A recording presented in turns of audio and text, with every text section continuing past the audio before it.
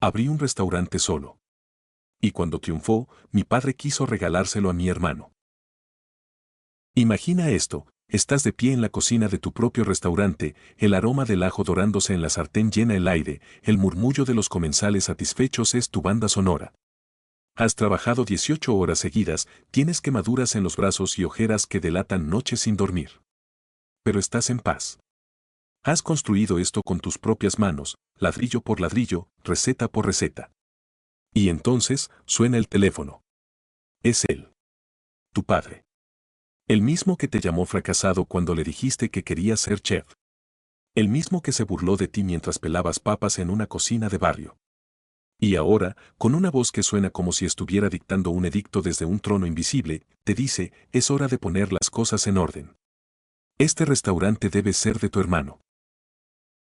Así empezó mi guerra. No con gritos, no con puños, sino con un silencio que pesaba más que cualquier insulto. Porque lo que vino después no fue una simple pelea familiar. Fue una campaña lenta, fría, calculada, para arrebatarme lo único que había logrado construir sin su permiso, sin su ayuda, sin su bendición. Y lo peor de todo es que casi lo logran. Mi nombre no importa. Pero mi historia sí. Porque esta no es solo la historia de un restaurante. Es la historia de un hijo al que le dijeron que nunca valdría nada. Es la historia de un hermano que vivió a la sombra del favorito. Es la historia de un hombre que aprendió, a la fuerza, que a veces el mayor acto de rebelión no es gritar, sino callar, trabajar y construir algo tan fuerte que ni siquiera el desprecio de tu propia sangre pueda derribarlo. Desde que tengo memoria, mi padre tuvo muy claro cuál era su hijo predilecto, mi hermano menor. Él era el reflejo perfecto de mi padre, sociable, carismático, el que encajaba en cualquier grupo sin esfuerzo. Yo, en cambio, era el raro. El que se escondía en la cocina con mi abuela mientras los demás jugaban afuera. El que prefería pasar los fines de semana experimentando con especias y salsas en lugar de ir a fiestas o partidos de fútbol. Para mi padre, eso no era pasión. Era una pérdida de tiempo. Cada vez que le decía, con los ojos brillantes, que soñaba con abrir mi propio restaurante, él soltaba una carcajada seca, sin siquiera fingir compasión. Si quieres tirar tu vida a la basura entre ollas y platos sucios, no cuentes conmigo, decía. Eso de emprender sin una carrera de verdad es una estupidez que solo puede salir de alguien como tú, que nunca supo tomar decisiones inteligentes. No fue una sola vez. Fue una cadena. Una sucesión de pequeñas humillaciones que, con el tiempo, se volvieron más pesadas que cualquier grito. Como aquella vez que le conté, orgulloso, que había conseguido trabajo en una cocina de barrio mientras ahorraba para mi sueño. Él, sin siquiera levantar la vista del periódico, soltó, eso es lo que vas a poner en tu currículum, que sabes pelar papas.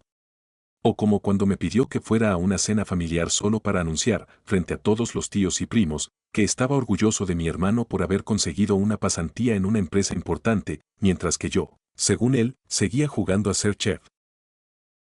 En ese entonces, yo tenía apenas 22 años. Dormía 4 horas por noche.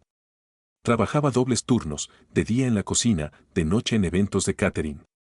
Comía mal, vivía peor. Pero tenía una convicción que ni el hambre ni el cansancio podían apagar. No tenía apoyo, pero tampoco tenía dudas. Cuando, después de 3 años de ahorros, logré reunir los $15,000 necesarios para rentar un pequeño local en un barrio popular, no lo anuncié con bombos ni platillos. Solo se lo conté a mi mamá. Ella, la única en la familia que nunca me juzgó, fue la primera en ponerse un delantal. Pintó las paredes conmigo, cosió manteles con telas recicladas y me acompañaba todas las mañanas al mercado a regatear por los mejores ingredientes. Era un lugar humilde, sí. Las paredes estaban desgastadas, la estufa era prestada, las sillas chirriaban. Pero tenía alma. En ese espacio, yo sentía que estaba sembrando algo mío. Algo real. Diseñé un menú con platos caseros, inspirados en las recetas de mi abuela. Sopas espesas que abrazaban el alma, arroces con sabor a hogar, carnes en reducción de jugos naturales y una salsa picante que perfeccioné durante meses de pruebas silenciosas, quemándome los dedos y arruinando ollas hasta que el sabor fue perfecto. Cada detalle tenía mi firma, la carta escrita a mano, la música de fondo que cambiaba según la hora del día, el olor a canela que flotaba en el aire por las tardes. Los primeros meses fueron un infierno. A veces, pasaban días enteros sin que entrara un solo cliente. Recuerdo una noche, sentado solo en la barra, contando monedas para ver si alcanzaba para pagar la luz del mes siguiente. Dudé. Claro que dudé. Como cuando un proveedor me falló y tuve que improvisar el menú con lo que quedaba en la nevera. O cuando un cliente se quejó sin razón y me dejó una propina de 0. Pero también hubo señales. Pequeñas, pero poderosas. Como esa pareja que volvió 3 veces en una semana solo para repetir el mismo plato. O esa señora mayor que, con lágrimas en los ojos, me dijo que mi sopa le recordaba a la de su madre, ya fallecida. «Sabe a casa», me dijo. Y en ese momento, supe que valía la pena. Poco a poco, sin anuncios, sin publicidad, el lugar empezó a llenarse. Gente del barrio, curiosos que pasaban, familias que se pasaban el dato de boca en boca. Pronto tuve que contratar a 2 ayudantes. Luego, improvisé una terraza en la parte de atrás. Y luego, empecé a rechazar pedidos porque no tenía espacio. Fue ahí, justo cuando sentía que por fin podía respirar, que por fin podía mirarme al espejo y decir lo logré, que sonó el teléfono. Y vi el nombre de mi padre en la pantalla. No llamó para felicitarme. Jamás lo haría. Llamó con ese tono que siempre usaba cuando se creía con derecho sobre mi vida. «Ya vi que el restaurante está despegando», dijo, como si acabara de descubrirlo. «Es momento de poner las cosas en orden». Según él, yo tenía que entender que el negocio no era solamente mío. «Yo soy parte de tu origen, de tus raíces», argumentó. «Sin eso, no estarías donde estás». Y luego vino la bomba. La exigencia. «Lo más justo es que cedas el restaurante a tu hermano. Está desperdiciado en un trabajo de oficina». Con su perfil, sabría llevarlo a un nivel más profesional. En ese instante, no supe si reírme o gritar. Me senté frente a la barra, miré alrededor. Miré las paredes que pinté con mis propias manos. Miré la estufa que me quemó los dedos 1000 veces. Miré las mesas donde la gente reía, lloraba, celebraba. Y pensé en cada madrugada de desvelo, en cada quemadura, en los fines de semana que pasé cocinando mientras mis amigos viajaban. Y ahora, él, que nunca puso un pie aquí, que nunca invirtió un centavo, que nunca creyó en mí, pretendía que le entregara todo. A alguien que no había puesto ni una sola silla. Me quedé en silencio. Escuché cómo mi padre hablaba de sacrificio familiar, como si él hubiera hecho algo más que burlarse. Me dijo que me convenía, que así todos quedábamos bien, que no hiciera un escándalo por algo que debía verse como una muestra de unidad. Colgué sin decir una palabra. Me temblaban las manos. No por miedo. Por rabia. Una rabia fría, profunda. Entendí, en ese momento, que para él yo siempre iba a ser menos. Que ahora que tenía algo valioso, su forma de no reconocer mi esfuerzo era quitármelo. Pero si creía que yo iba a ceder, estaba a punto de descubrir que esa etapa de obedecer, de agachar la cabeza, ya había quedado atrás. Pasaron 3 meses. Al principio, pensé que sería una amenaza vacía, un arrebato de ego herido. Pero subestimé a mi padre. Subestimé su necesidad de control. Lo que empezó como una exigencia absurda, pronto se convirtió en una campaña silenciosa, pero muy bien planeada, para empujarme a entregar el restaurante sin tener que pedírmelo de frente otra vez. Empezó con comentarios en las reuniones familiares. Mi mamá, incómoda, me contaba que él repetía frases como, «A este muchacho se le subió el éxito a la cabeza». O, si yo le hubiera inculcado disciplina, no tendría ni cómo pelar una papa. Aseguraba, con una cara de seriedad pasmosa, que el restaurante era, en parte, mérito suyo. Porque me había criado con valores. Aunque nunca estuvo presente cuando más lo necesité. Luego vino el segundo paso. Convenció a varios familiares de que lo justo era que el negocio familiar, así lo llamaban ahora, como si fuera una herencia, pasara a manos más hábiles. Y por supuesto, el único nombre que repetían era el de mi hermano. Él, mi hermano, como era de esperarse, no hizo nada por detener esa narrativa. Al contrario. Empezó a acercarse. Disfrazando sus visitas de interés fraternal. Pasaba por el local en horarios muertos, se sentaba en una esquina, pedía un café o una empanada y me hacía preguntas inocentes. ¿Quién te lleva la contabilidad? Y si te enfermas, ¿quién queda a cargo? ¿Has pensado en expandirte? En otro contexto, quizás habría agradecido la curiosidad. Pero la forma en que me miraba, como si ya supiera las respuestas, como si estuviera evaluando su futura propiedad, me revolvía el estómago. Lo más grotesco fue cuando intentó plantearlo como una alianza. Se apareció un martes por la tarde, cuando estábamos a punto de cerrar. Me pidió 5 minutos. He hablado con papá, dijo, con una sonrisa que no le llegaba a los ojos. Ambos creemos que lo mejor para todos es que yo me haga cargo de la parte administrativa, mientras tú te encargas de la cocina. Tú eres el artista, el que sabe del sabor. Yo tengo la visión empresarial. Yo te ayudo a crecer, tú te concentras en lo tuyo, y todos ganamos. Fue como si me ofreciera quedarse con el cerebro del negocio y dejarme solo con las manos. Con la estufa. Con el calor. Con el trabajo sucio. Me contuve con toda la fuerza que tenía. No le grité. No lo insulté. Solo le dije, con una calma que sorprendió hasta a mí mismo, no necesito un socio. Y mucho menos uno impuesto por alguien que nunca creyó en mí. Esa noche, al cerrar, me quedé solo. Apagué las luces, pasé trapos por las mesas. Caminé hasta la barra y me serví un café frío que había sobrado del turno. Me senté en la misma silla donde, 3 años atrás, había soñado con lo que hoy era realidad. Y fue ahí que me cayó el 20. Ellos no iban a detenerse. Iban a seguir presionando, manipulando, mintiendo, posando de familia preocupada, hasta que lograran hacerme ver como el villano por no ceder. Me conocían. Sabían que yo odiaba los conflictos, que prefería el bajo perfil, que por no romper la armonía, a veces me tragaba cosas que me hacían daño. Y por eso, justo por eso, necesitaba cambiar la estrategia.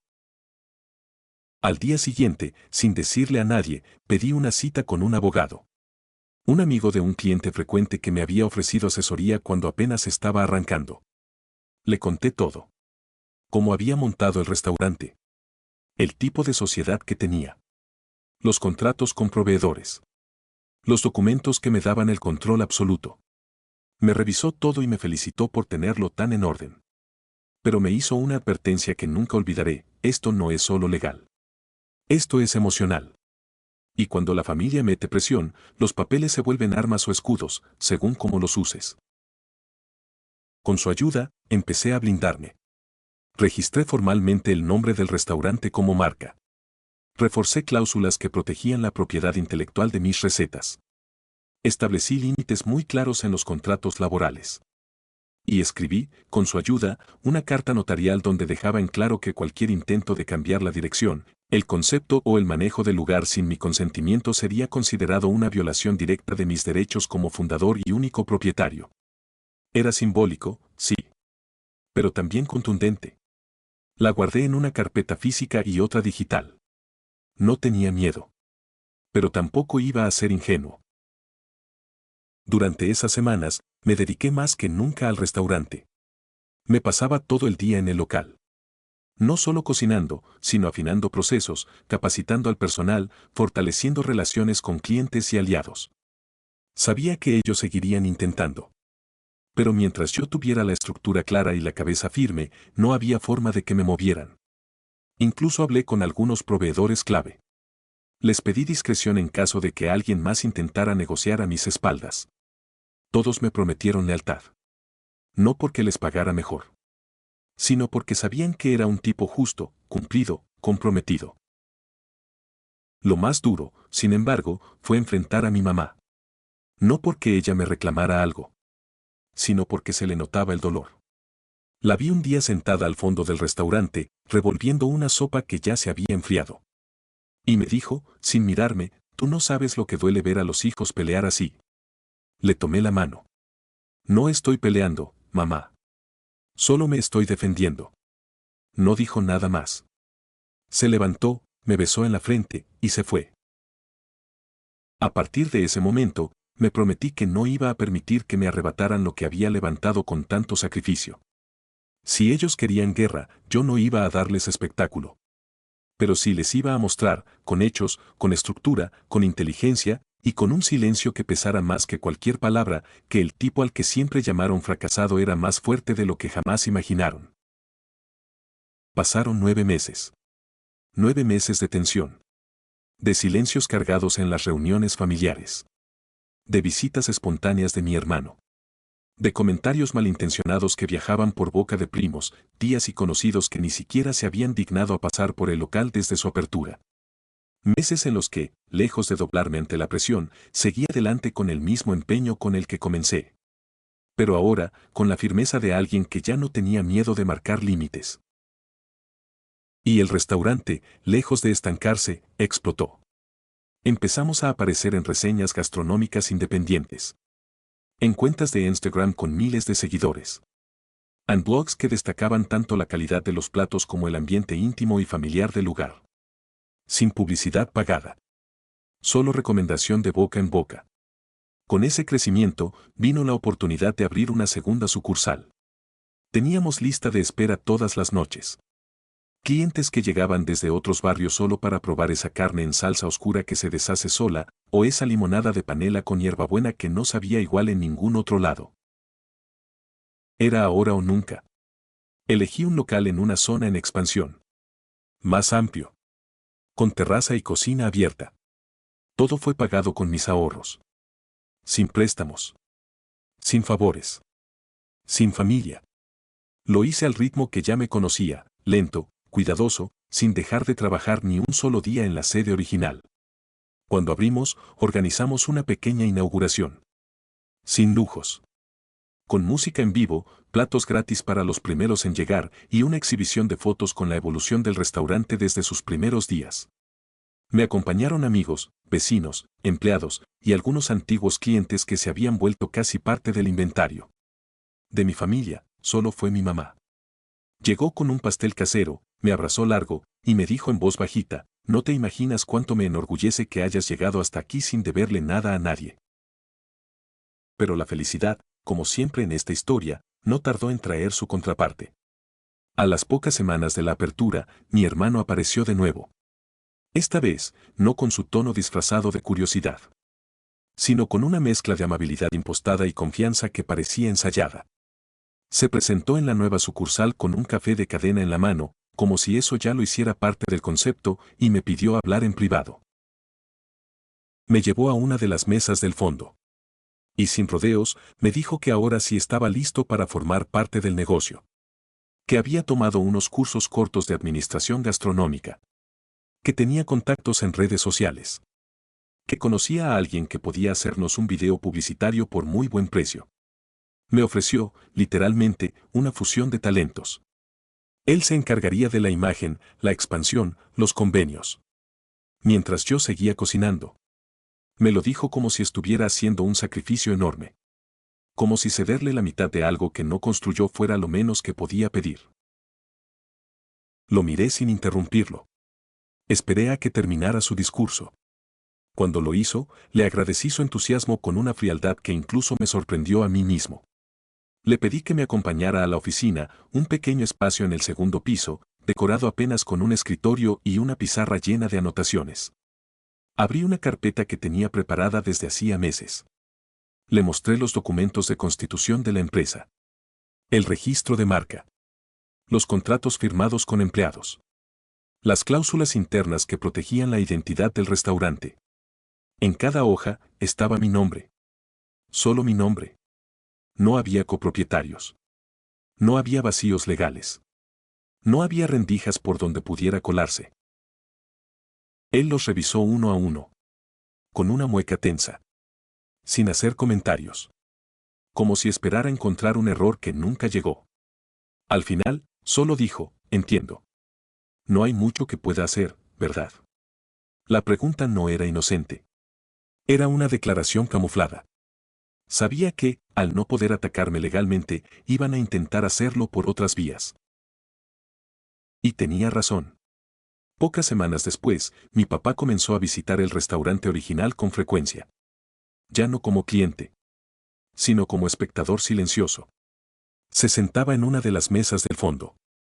Observaba sin pedir nada. Miraba a los meseros. Evaluaba todo, como quien inspecciona un terreno que quiere reclamar. No hablaba conmigo. No saludaba a nadie. Simplemente se sentaba y observaba. A veces sacaba una libreta y escribía. Otras veces, grababa con el celular. Un día, le pregunté, sin rodeos, ¿qué estás haciendo? Me respondió, con una calma que daba escalofríos, quiero entender por qué este lugar funciona tan bien. Yo le dije, funciona porque la gente siente que hay verdad en lo que hacemos. Y eso no se puede copiar. Ni forzar. Me miró. Hizo un gesto ambiguo con la cabeza. Y se fue. Fue entonces cuando decidí que ya estaba bueno de poner la otra mejilla. Aprovechando que la nueva sucursal estaba dando frutos y que los números nos permitían pensar en algo grande, organicé un evento interno. Para todo el personal, amigos cercanos, aliados y un par de clientes fieles. En medio del brindis, tomé el micrófono. Conté brevemente la historia del restaurante. ¿Cómo empezó? ¿Con quién? ¿Qué significaba para mí? Y al final, mostré en una pantalla imágenes de los contratos. Las firmas. Los registros. Los archivos escaneados con fechas y sellos. No lo hice para presumir.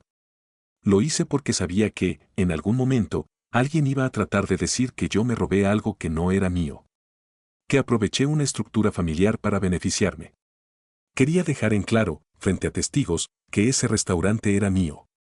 No por papeles, sino por todo lo que había puesto en él. Desde el día 1. Mi papá y mi hermano estaban en esa sala. Mi hermano no pudo sostenerme la mirada. Bajó la cabeza, como si por fin entendiera que esto no era un juego.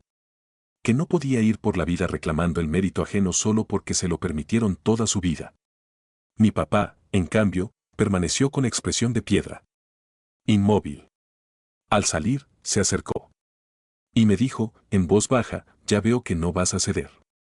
Le respondí, no. No voy a ceder. Y lo que más duele no es que intenten arrebatarme algo, sino que nunca pensaron en celebrarlo conmigo. Porque en el fondo, no les duele estar fuera del proyecto. Les duele que yo haya logrado todo sin ellos. A partir de esa noche, supe que la guerra silenciosa había terminado. Ya no iban a buscar apoderarse de nada por la fuerza. Porque ya sabían que era imposible. Pero también supe que eso no significaba que todo estaría en paz. Solo había pasado a una etapa más sutil. Más hipócrita. El daño ya estaba hecho.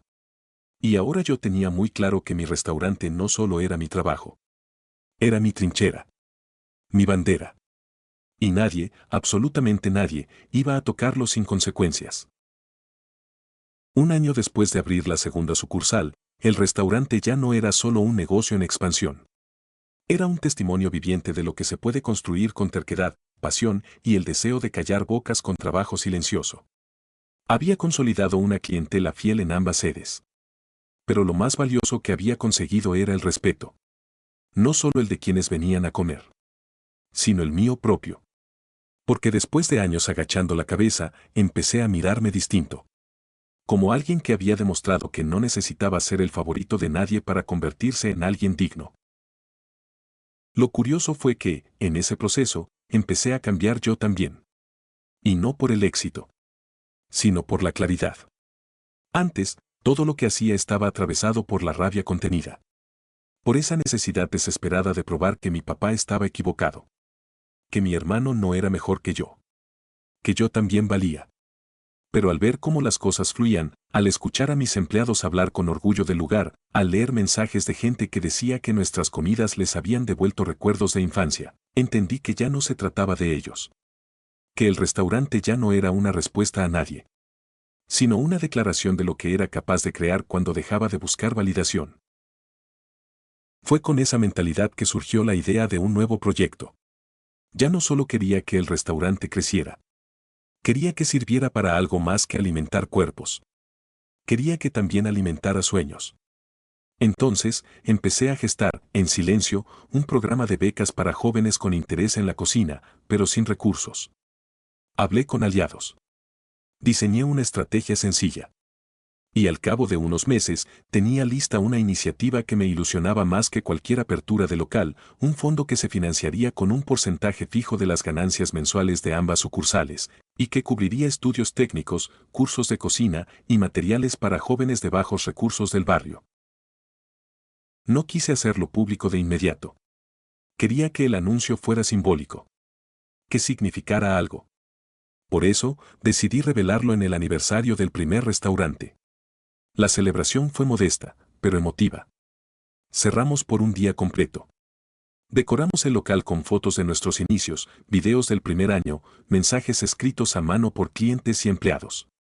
Invitamos a gente que había estado desde el principio. Desde el repartidor que un día me prestó su carrito de carga, hasta la señora de la esquina que siempre me dejaba fruta fresca a precio de barrio. Había música suave. Un ambiente casi íntimo. Y cuando llegó el momento del discurso, tomé el micrófono con las manos un poco temblorosas. Hablé con el corazón en la garganta. Conté cómo había empezado todo. Lo que había significado levantar ese lugar desde cero. Lo que me había costado emocionalmente mantenerlo. Y sin nombrar directamente a mi familia, hablé de lo difícil que es seguir creyendo en uno mismo cuando las personas más cercanas son las primeras en sembrarte dudas. Dije que uno no siempre tiene una red de apoyo. Pero que a veces, si uno logra sostenerse los primeros kilómetros solo, la vida te va poniendo aliados en el camino. Y anuncié el programa de becas. Dije que ese restaurante me había dado mucho más de lo que esperaba. Y que ahora era momento de devolver algo. La ovación fue larga y cálida. Sentí que, por fin, después de tantos años, había convertido el dolor en algo útil. Lo más inesperado fue que, entre los asistentes, estaba mi hermano. Había llegado solo, sin previo aviso. Se había mantenido en la parte trasera durante todo el evento. Cuando terminé de hablar, se me acercó con una expresión difícil de descifrar.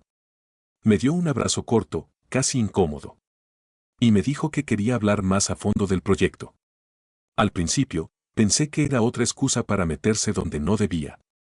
Pero luego me explicó, con una sinceridad que no le conocía, que desde que todo se había enfriado, había empezado a replantearse su vida.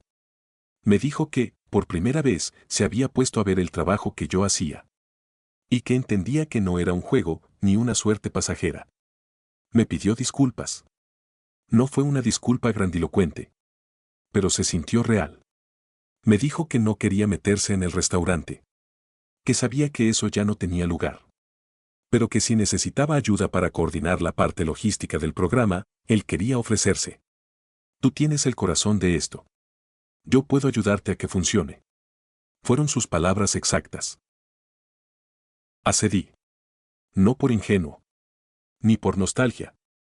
Sino porque entendí que quizás era mejor tenerlo cerca, bajo mis términos, que verlo intentarlo por fuera, en secreto.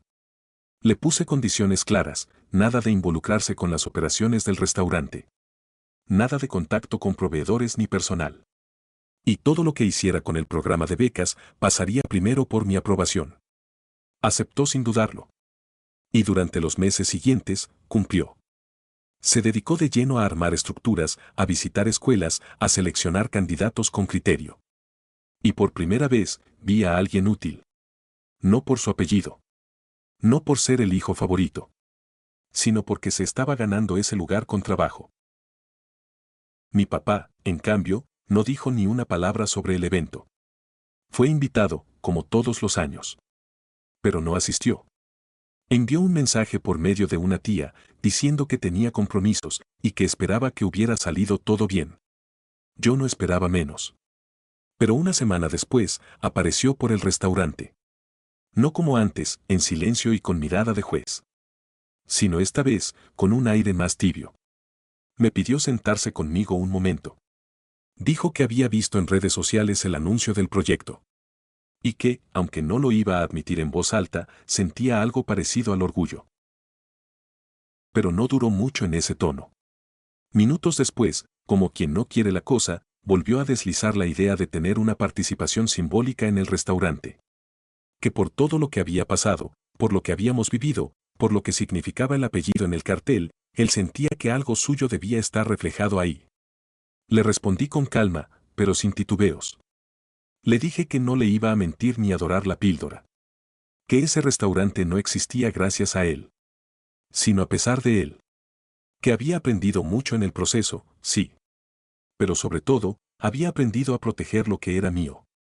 Que ya no buscaba su aprobación.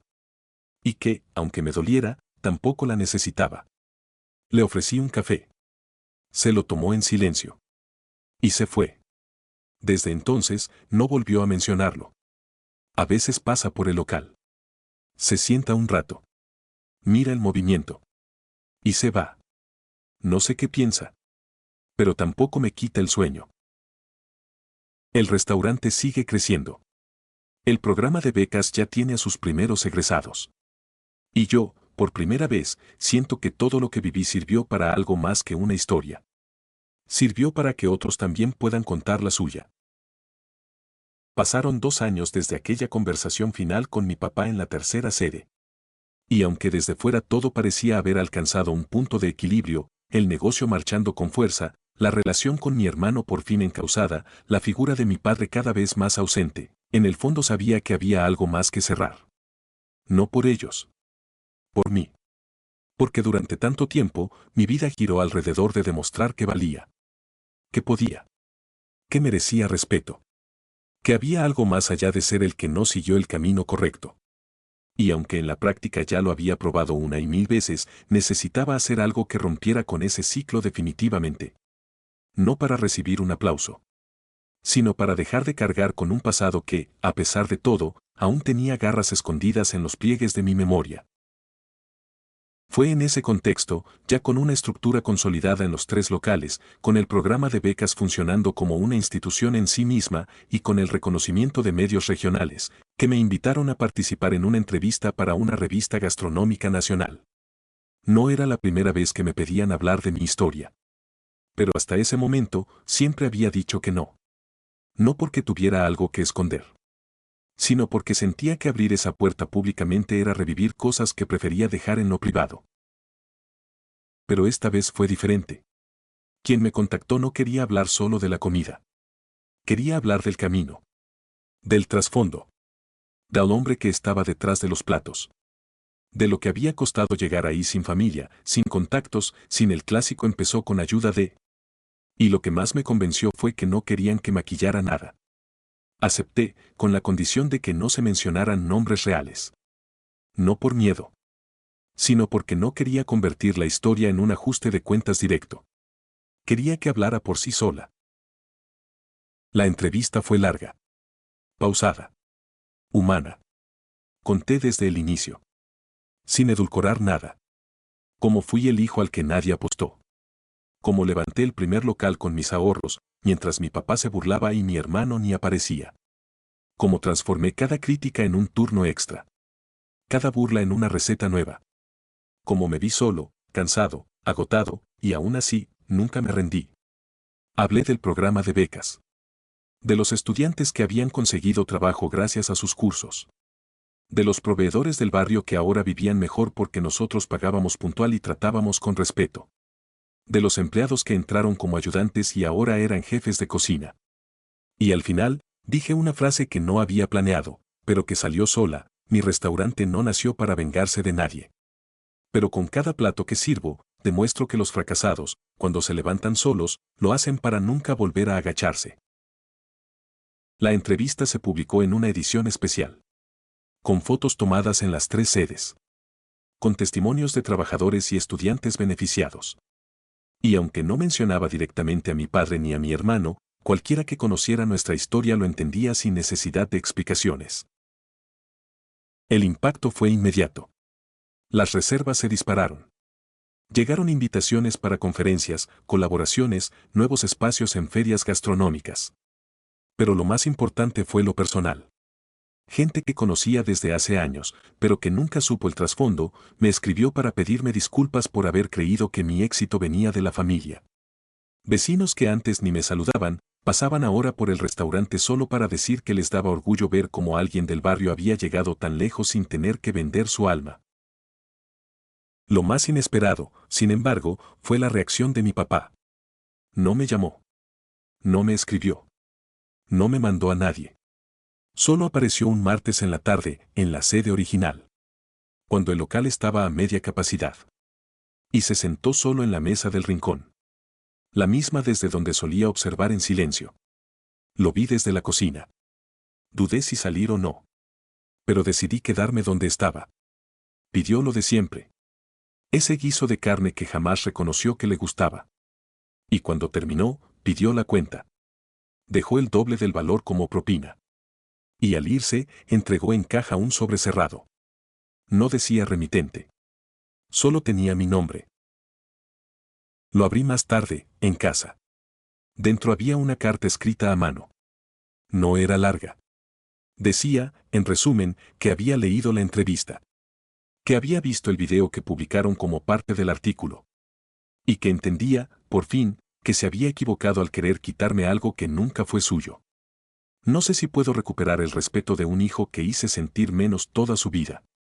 Pero si algún día me permites comer contigo, no como padre, sino como un cliente más, sabré que hiciste algo que yo no supe hacer nunca, perdonar sin pedir nada a cambio.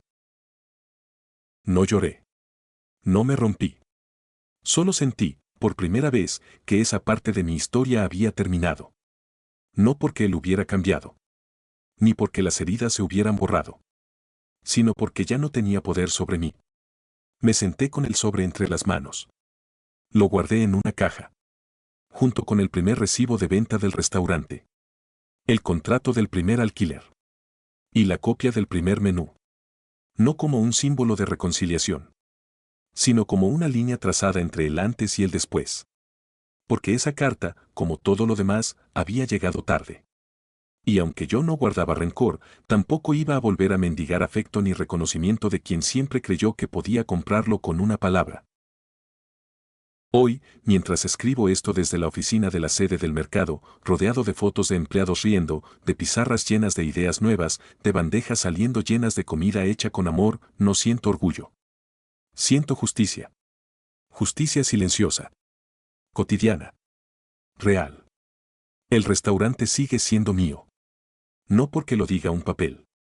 Sino porque cada centímetro de estas paredes fue ganado con fuego. Con grasa. Con dedos cortados. Con clientes difíciles. Con días sin dormir. Con voces que me dijeron que no podía. Y aunque ahora todo esté en calma, en el fondo sigo siendo ese muchacho que pelaba papas mientras soñaba con un local propio. Solo que ahora, ese sueño se convirtió en hogar. En legado. En mi historia. Y nadie, absolutamente nadie, va a quitármela.